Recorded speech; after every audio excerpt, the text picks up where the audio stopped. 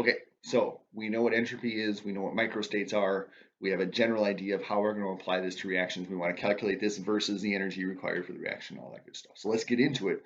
And the thing that we're going to use to do that is we're going to use the second law of thermodynamics, right? So maybe you've seen the second law before. We're going to review kind of what it is and how it applies to what we're doing, right? The second law of thermodynamics tells us that for any spontaneous process, the change in entropy of the entire universe is greater than zero. So if we want our chemical reaction to happen, that means that we need that as that chemical reaction is happening, we need the change in entropy of the entire universe to be greater than zero. So all we need to do is calculate the entropy of the universe, right? The good news is our chemical reactions don't have a huge effect on the overall universe. And so we don't really need to calculate the whole big entropy of the universe. We just need to know what effect ours has on kind of our local area.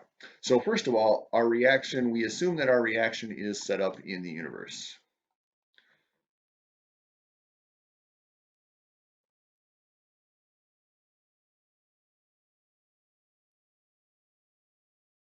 Which seems a reasonable assumption, right? If you have your own separate pocket universe that you're keeping and setting up your chemical reactions in there, then I guess you can disregard the kind of this whole unit. So I'll see you guys in 3 weeks if that's the case. But because our reactions are set up in the universe, we have to must account for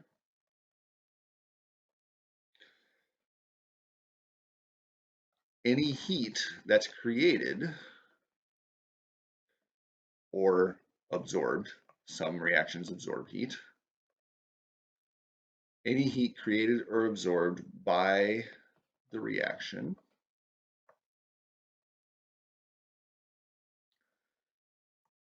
and include its effect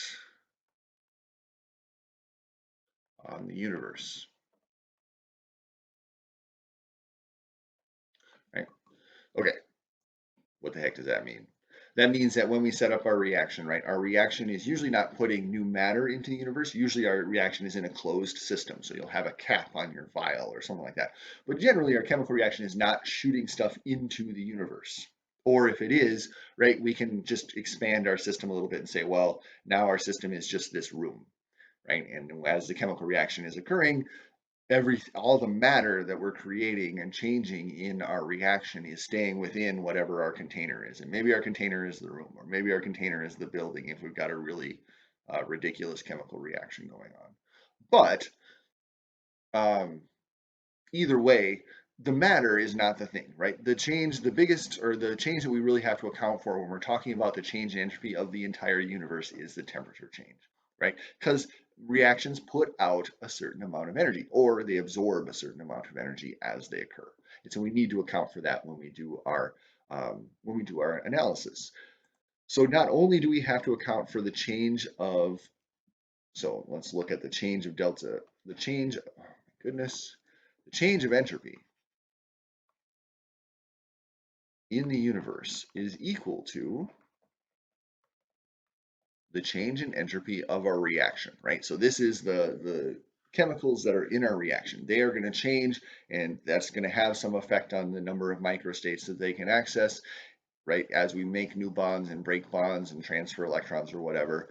And then it's also going to have an effect on the surroundings. And this is where we look at the heat. So if we add those two things together, the change in entropy of our reaction and the change in entropy of our surroundings, we have accounted for the entire universe.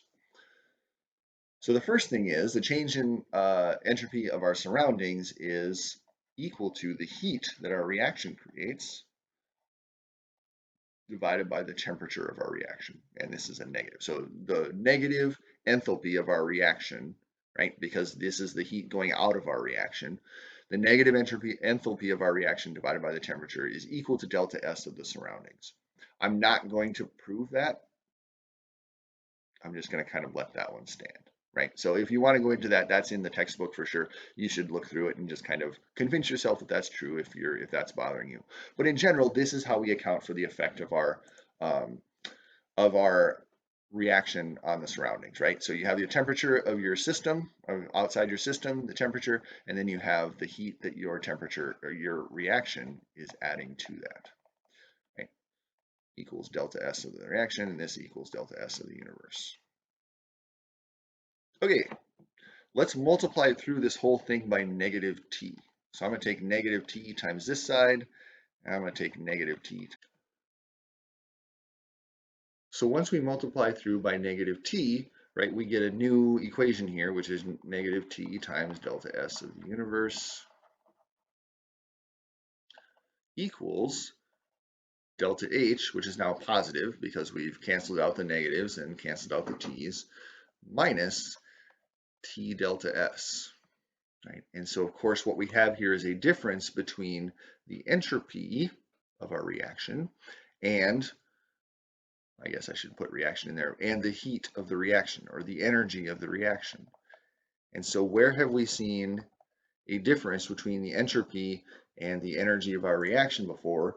In the previous video, right? That's exactly where we finished off the last video. We said that when we subtract the entropy of the, or when we take the difference of the entropy of the reaction, of the reactants, and the energy required for the reaction to occur, we get, does this reaction occur or not, right? And which is exactly what we're showing right here. We know that if this reaction is spontaneous, delta S is a positive number. Delta S of the universe is a positive number. And so if this is a positive number, that means that negative T, temperature is in Kelvin, so temperature has to be a positive number. So negative T will be negative times a positive number. If this is less than 0, right, if this is a negative number, then this has to be a spontaneous process. Right? Which is the same thing we said here, right? If the entropy is greater than the energy required for the reaction to take place, right, which is what we're setting up with this difference, then our reaction takes place. And so the same thing is true on this side. If delta H minus T delta S is negative, if negative, then our reaction is spontaneous. All right, but we don't want to write negative T times the change in entropy of the whole universe every time.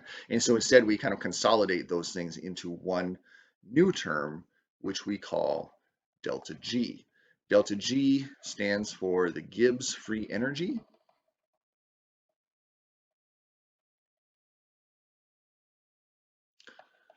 Which is, of course, exactly where we finished off the last video, right? Which was the free energy is the one that tells us if our reaction is happening or not. And the free energy comes from the difference between the entropy and the energy requirement of our reaction. So just like the other two parts of this, if this is less than 0, the reaction is spontaneous. If this is less than 0, the reaction is spontaneous. Same thing for the Gibbs free energy.